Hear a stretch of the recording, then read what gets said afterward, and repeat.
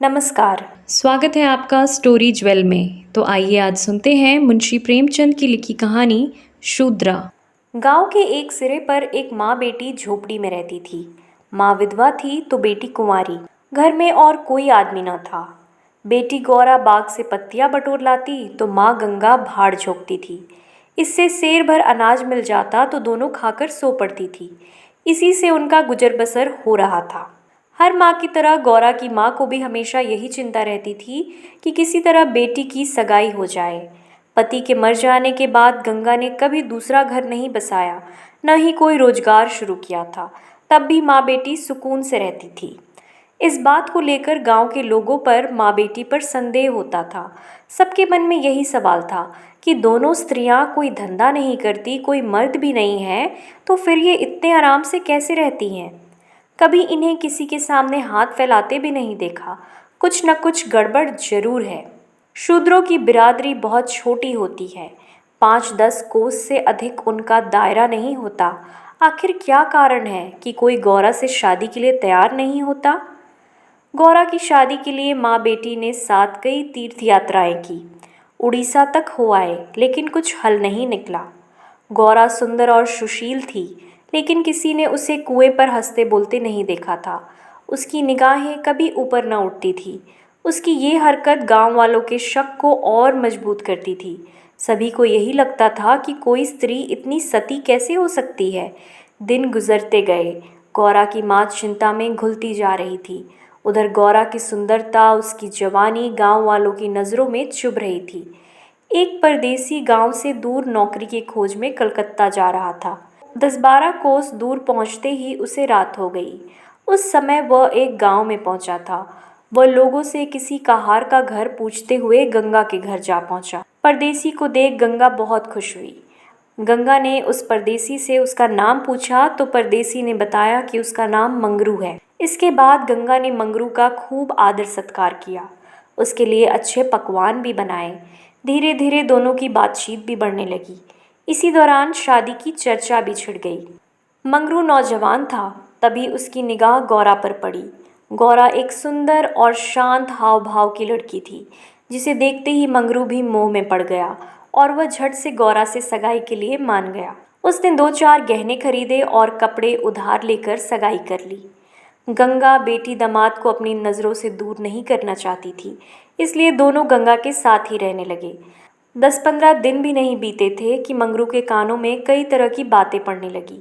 बिरादरी के अलावा दूसरी जाति के लोग भी कई तरह की बातें बनाने लगे। मंगरू इन अटकलों से परेशान हो गया था, लेकिन वह गौरा को छोड़ना भी नहीं चाहता था। 1 महीने बाद मंगरू अपनी बहन के घर गया। बहन ने खाना परोसा। मंगरू ने बहनोई को साथ खाने के लिए कहा। बहनोई बोला, तुम खा लो, मैं बाद में खा लूँगा। मंगरू को कुछ संदेह हुआ। उसने साफ पूछ लिया कि आखिर बात क्या है। बहनोई बोला, मैं तुम्हारे साथ नहीं खा सकता। तुमने बिरादरी से बाहर शादी की है। किसी से न कुछ पूछा न कुछ बताया। जब तक पंचायत नहीं होगी मैं तुम्हारे साथ उठ बैठ नहीं सकता। तुम्हारी हरकत की वजह से मैं समाज से रिश्ता नहीं ख़त्म कर सकता। मंगरू तेजी से उठा और ससुराल लौट आया। मन बेचैन था। उसने किसी से कुछ नहीं कहा और रात के अंधेरे में गौरा को छोड़कर चला गया। इसी तरह कई साल बीत गए, लेकिन मंगरू का कुछ पता न चला। पति के गायब होने पर भी गौरा उदास न थी। वह हंसती खेलती, मांग में सिंदूर लगाती, रंग बिरंगे कपड़े पहनकर तैयार होती थी। अपने पीछे मंगरू एक भजन की किताब छोड़ गया था। खाली समय में गौरा उस किताब से कई भजन गाती थी। पहले गौरा गांव की औरतों से ज़्यादा मिलती जुलती नहीं थी। दरअसल उसके पास उन स्त्रियों से बात करने के लिए कोई विषय ही नहीं होता था। गौरा के पास अब गृहस्थ जीवन की ढेरों बातें थी, जिसकी चर्चा वह गली मोहल्ले की औरतों के साथ करती थी। वह सभी को बताती कि मंगरू कितना अच्छा सहनशील है। तभी वहाँ मौजूद एक स्त्री ने पूछ लिया, गौरा, मंगरू तुम्हें छोड़कर क्यों चला गया। गौरा कहती, मर्द कभी ससुराल में रह सकता है भला। बाहर जाकर पैसे कमाना ही मर्द का असली काम है। वहीं जब कोई गौरा से ये सवाल करता कि मंगरू खत क्यों नहीं लिखता, इस पर गौरा मुस्कुरा कर कहती, अपना ठिकाना बताने से डरते हैं। जानते हैं कि गौरा सामने आ पहुंचेगी। सच कहूँ तो मैं उनके बिना एक दिन भी नहीं रह सकती। एक सहेली बोली, तेरी बात हम नहीं मानते। जरूर मंगरू और तेरी लड़ाई हुई होगी, तभी इसी तरह बिना बताए वह तुझे छोड़कर चला गया। गौरा बोली, बहना, अपने भगवान से भी कोई लड़ता है क्या? जिस दिन ऐसी नौबत आई मैं वहीं जाकर डूब मरूंगी। कई दिनों बाद कलकत्ता से एक आदमी आया और गंगा के घर रुका। इत्तेफाक से वह मंगरू का पड़ोसी निकला। उसने कुछ पैसे और 2 साड़ियाँ गौरा के हाथ में थमाई और बोला कि मुझे मंगरू ने तुम्हें लेने भेजा है। यह सुनते ही गौरा की खुशी का ठिकाना न रहा। वह फटाफट जाने के लिए तैयार हो गई। गांव की औरतों से मिल आई और सबको अपने जाने की खबर दे आई। बेटी के जाने से गंगा मायूस थी, लेकिन साथ ही खुश भी थी। रास्ते भर गौरा के मन में हजारों अच्छे बुरे ख्याल आते रहे। बीच बीच में उसे अपनी माँ के अकेलेपन की भी याद आ जाती। डर सताता कि बेचारी अम्मा अकेले कैसी रहेगी, सारा काम अकेले करना पड़ेगा, बूढ़ी दिन भर रोती रहेगी। इसी उधेड़बुन में रास्ता कट गया। लेकिन 3 दिनों बाद जब गाड़ी कलकत्ता स्टेशन पहुंची, गौरा का दिल जोर से धड़क रहा था। वह प्लेटफॉर्म पर उतरकर मंगरू का इंतजार करने लगी। बूढ़ा बोला, मैंने आसपास सभी जगह देख लिया, लेकिन मंगरू तो कहीं दिखाई ही नहीं दे रहा है।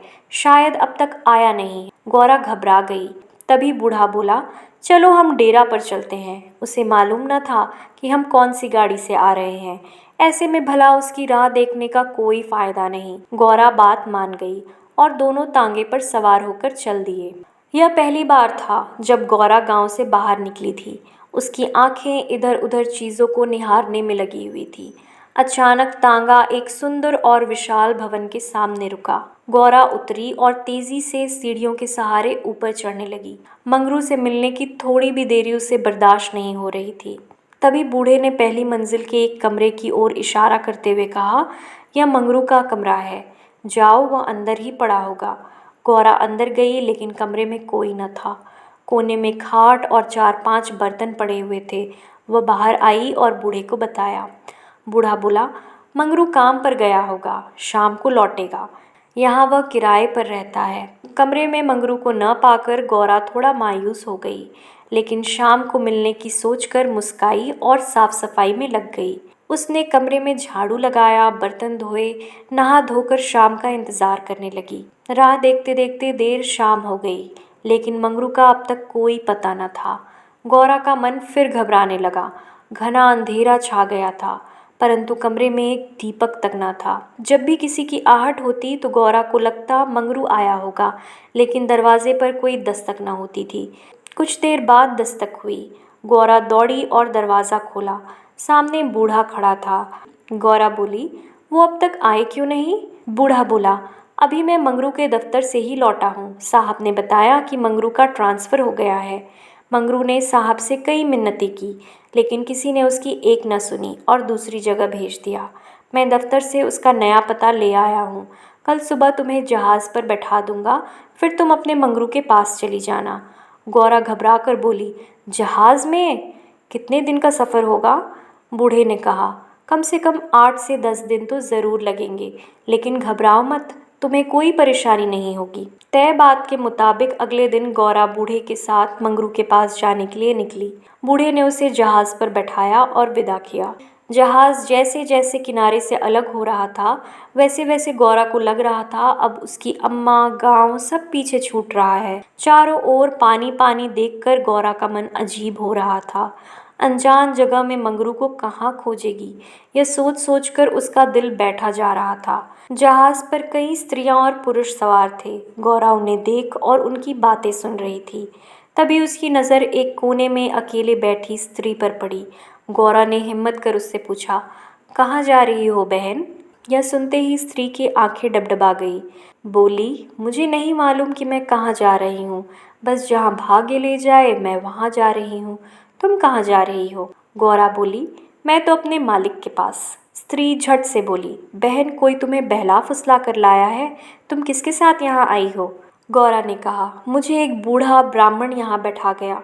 मैं तो अपने पति से मिलने कलकत्ता आई थी। स्त्री बोली, किनारे पर जो लंबा दुबला पतला सा बूढ़ा था जिसकी एक आंख फूली हुई थी, वही? गौरा, हाँ बहन, वही। स्त्री बोली, बहन, उसी दुष्ट ने मेरा जीवन बर्बाद किया है। भगवान करे उसकी 7 पुश्तों को नरक नसीब हो। उस कपटी के कारण मैं किसी को मुंह दिखाने लायक नहीं रही।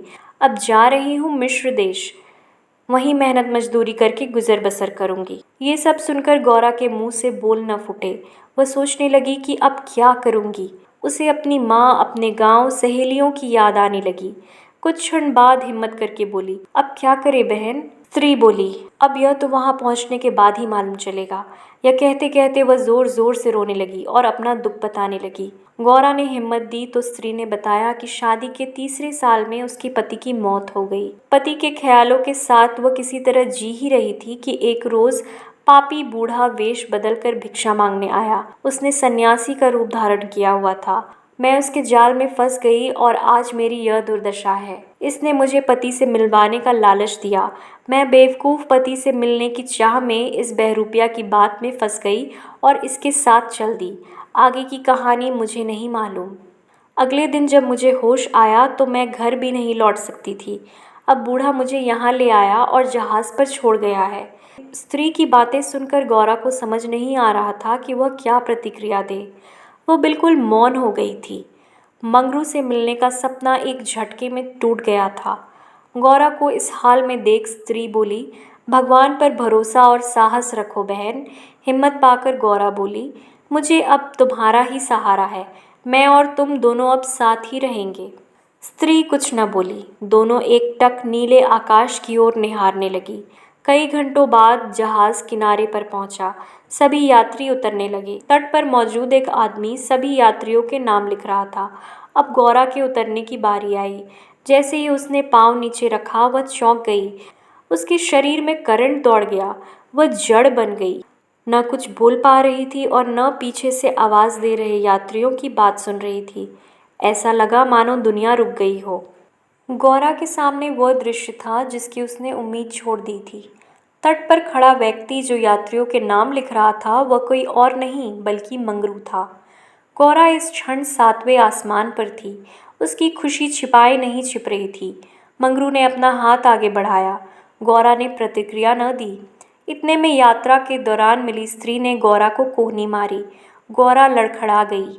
मंगरू ने उसे थाम लिया। स्त्री, क्या हुआ? इस आदमी को पहचानती हो? गौरा बोली, बहुत अच्छी तरह से। यही तो वो है जिनसे मिलने के लिए मैं घर से निकली। स्त्री बोली, अच्छा तो ये तुम्हारे पति हैं?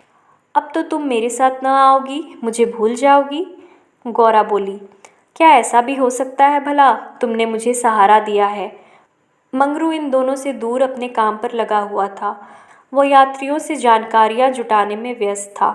गौरा कोने में खड़ी मंगरू को निहार रही थी। कुछ देर बाद उसका काम खत्म हुआ और वह गौरा के पास आया।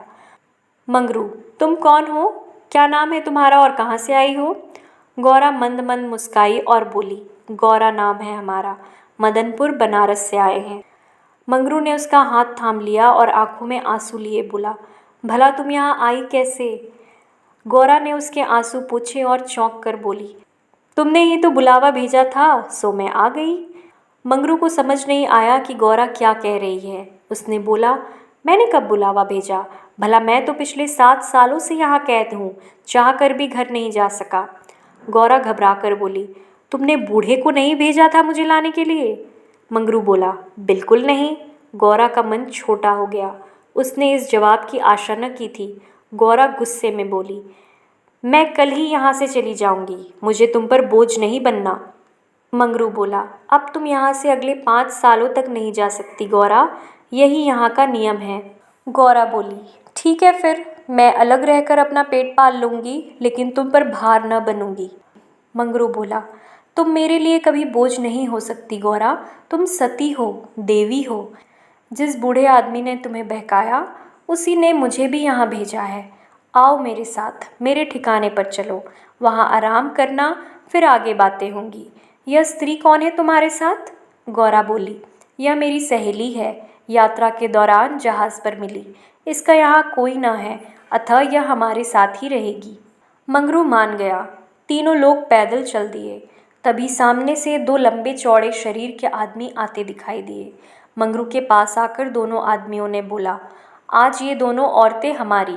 मंगरू के क्रोध का ठिकाना न था। मंगरू चिल्लाकर बोला, ये दोनों मेरे घर की स्त्रियां हैं, इन पर आंख न डालना। दोनों आदमी ठहाके लगाकर हंस पड़े। मंगरू का गुस्सा और बढ़ गया। तभी एक आदमी गौरा की ओर बढ़ा और उसका हाथ पकड़ने की कोशिश करने लगा। मंगरू चिल्लाया, छूना मत वरना अच्छा नहीं होगा। दोनों आदमी सहम गए और बाद में देख लेने की धमकी देकर आगे निकल गए। मंगरू, गौरा और उसकी सखी आगे बढ़ गए। मंगरू बोला, इसलिए मैं कह रहा था कि यह जगह तुम जैसी औरतों के लिए नहीं है। अचानक सामने से एक अंग्रेज आ पहुंचा। उसने मंगरू से कहा, जमादार, ये दोनों औरतें आज से मेरे कोठे में रहेंगी। मंगरू ने हाथ जोड़ लिए, बोला, साहब, यह मेरे घर की औरतें हैं, इन्हें जाने दीजिए। अंग्रेज बोला, झूठ मत बोलो तुम। गौरा की ओर इशारा कर उसने कहा, इसको हमारी कोठी में भेज दो। मंगरू कांप गया और ना में सिर हिलाने लगा, लेकिन तब तक अंग्रेज आगे बढ़ चुका था। साहब की बात पर अमल करना जमादार का काम था। मंगरू समझ नहीं पा रहा था कि वह क्या करे। आखिरकार रास्ता खत्म हुआ। सामने मजदूरों के रहने के लिए मिट्टी के घर बने थे। बाहर दर्जनों की संख्या में स्त्री और पुरुष बैठे थे। सभी गौरा और सखी को गंदी नज़र से घूर रहे थे। किसी तरह नज़र बचाकर मंगरू दोनों औरतों को घर ले गया और खुद दरवाजे पर बैठा रहा। दोनों स्त्रियां कमरे के भीतर अपने भाग्य को कोसती तो मंगरू दरवाजे पर बैठा रखवाली करता रहा। किसी तरह रात बीती। अगले रोज़ दिन किसी तरह कट गया। रात के तकरीबन 10 बजे दरवाजे पर दस्तक हुई।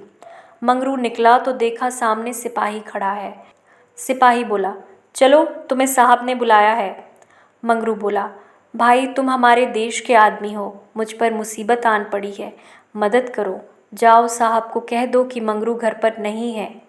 सिपाही बोला, न बाबा, वो बहुत गुस्से में है, मैं ऐसा कुछ नहीं कर सकता, तुम साथ चलो।